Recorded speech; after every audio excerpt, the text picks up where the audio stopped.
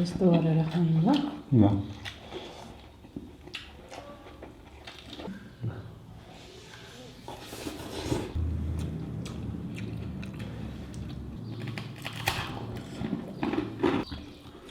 ओए भन यो काम छैन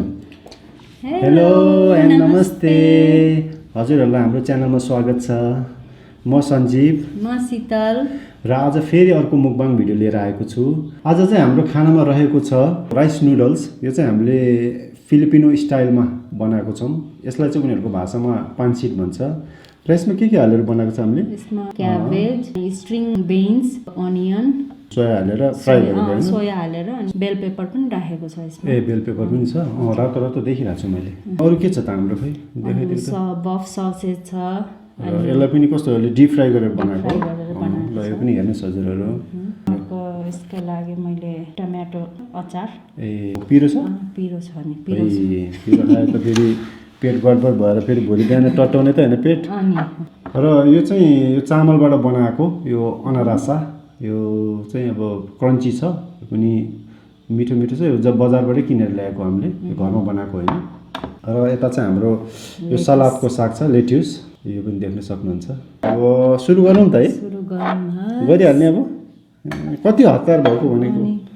खानु पर्यो नि त अब ल म अलिकति यहाँ केचप पनि हाल्नु पर्यो है ससेससँग चोपेर खानुलाई ल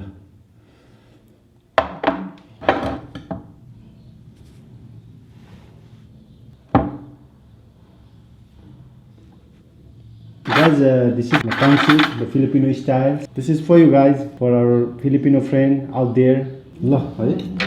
म चाहिँ चपस्टिकले ट्राई गर्छु ल हुन त कहिले खाएको छैन त्यति यसलाई यसरी समातेर यसरी ठ्याङ ठ्याङ ठोकायो भने हुन्छ कि हेरौँ लेट्स ट्राई है हुन्छ ल त हजुरहरू है हामी पनि अब सुरु गर्नु पर्यो है ल हजुरहरू पनि बिस्तारै लिनुहोस्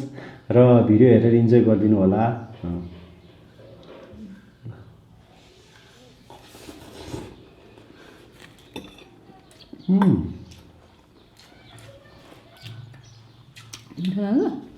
दामी छ चपस्टिकले खान अप्ठ्यारो क्या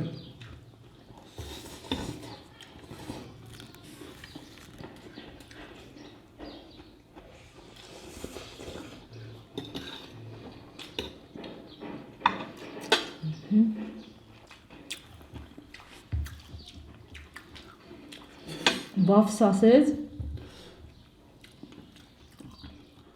ओए खस्यो ल म चाहिँ केचप नै डुबाएर खान्छु भन यो काम छैन हामीलाई यो चपस्टिकले नहुने रहेछ ल यहाँ चम्चाले नखाएर होइन हातैले खानुहोस् न बरु म त हातैले खान्थेँ त्यस्तो भयो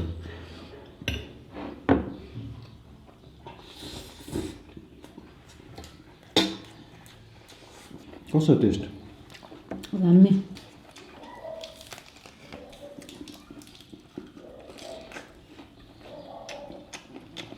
नेपालको फर्स्ट टाइम टिपेको मैले यो ससेज राम्रो रहेछ अस्ति अर्को खालको ल्याएको थियो नि त्यो चाहिँ बडी स्पाइसी थियो त्यो अलिक बडी स्पाइसी र कस्तो त्यो बडी मरिचको जस्तो टेस्ट आयो क्या बडी एकदम पिरो पिरो त्यो चाहिँ ठिक्क रहेछ प्लेन रहेछ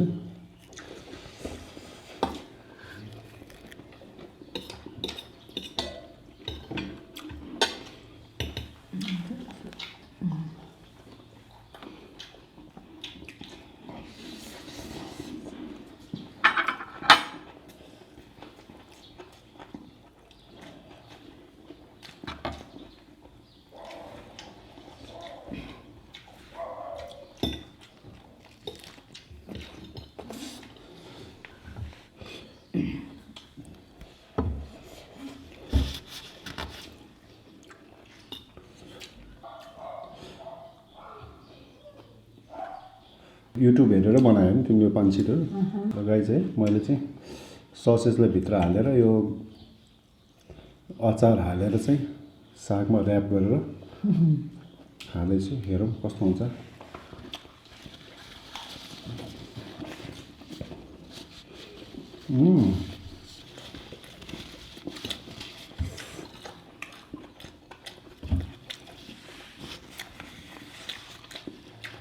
गजब मिठो भन्छ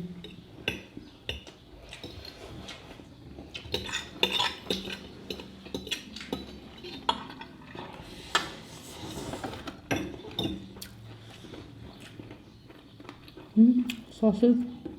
ट्राई गरौँ हामी पनि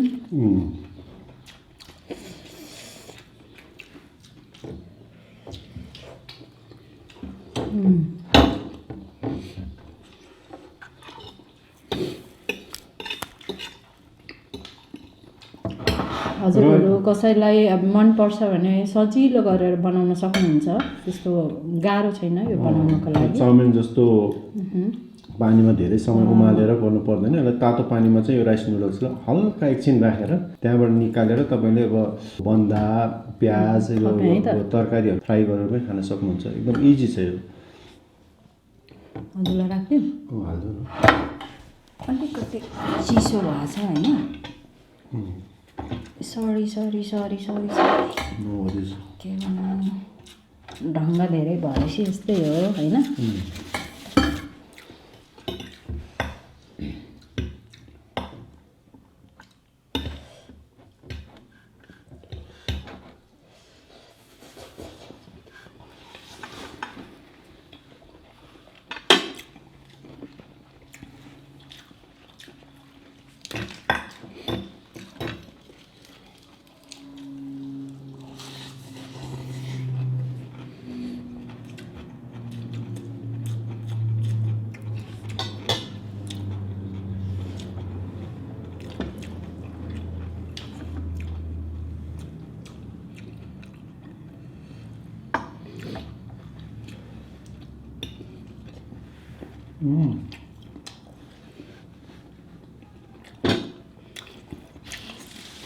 तर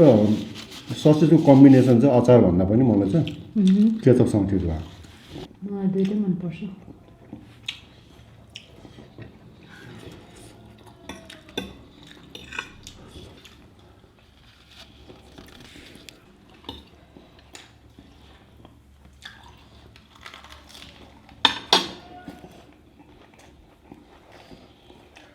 अन्त यस्तो गरेर खानु ल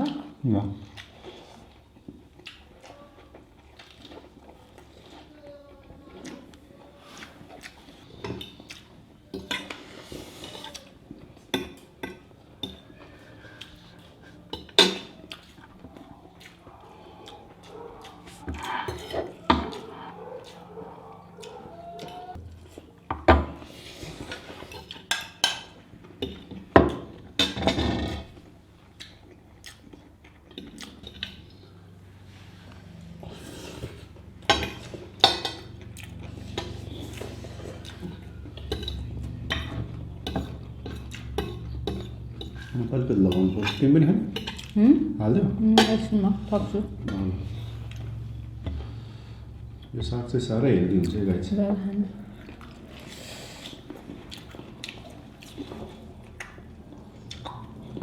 यो चाहिँ फेरि कौसीतिर जतै छरेर राखे पनि मजाले सप्रिनु रहेछ यो सागको गमलामा पनि राम्ररी सप्रिनु रहेछ स्वास्थ्यको लागि पनि धेरै राम्रो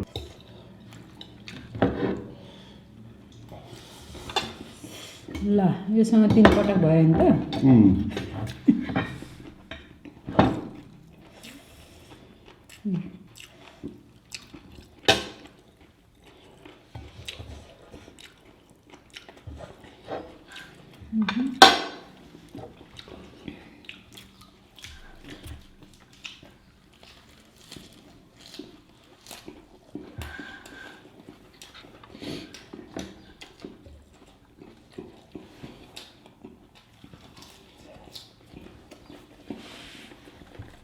चिसो हो यो आज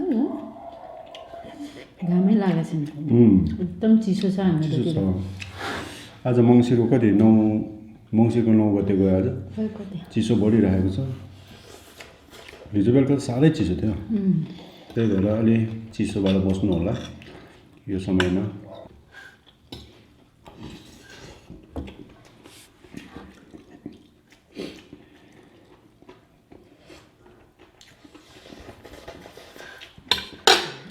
हाम्रो मुकबाङ भिडियोलाई हजुरहरूले मन पराइदिनु भएको छ अहिलेसम्म राम्रो दिनदिनै हाम्रो भ्युजहरू बढिरहेको छ र हजुरहरूलाई साथ सपोर्टको लागि धेरै धेरै धन्यवाद र यसरी नै अन्तिमसम्म हाम्रो भिडियो हेरिदिनु होला सबैजनाले र के कस्तो कमी कमजोरी भयो प्रतिक्रिया कमेन्ट्स लेख्नु होला र हजुरहरू च्यानलमा कोही नयाँ हुनुहुन्छ भने प्लिज सब्स्क्राइब गरिदिनु होला र सपोर्ट गरिदिनु होला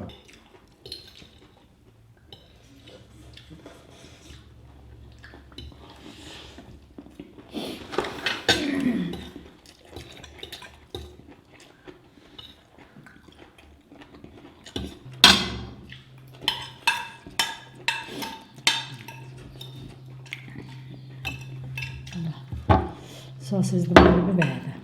त खाइदेऊ खाएकै छोरी लुऱ्यो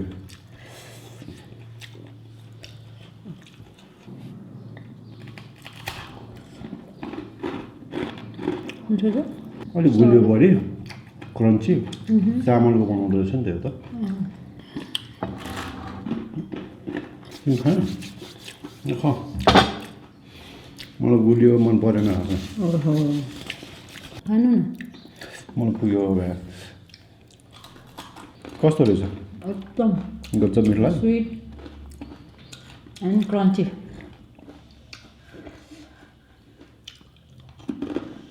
ल अब सकाइदिउँ है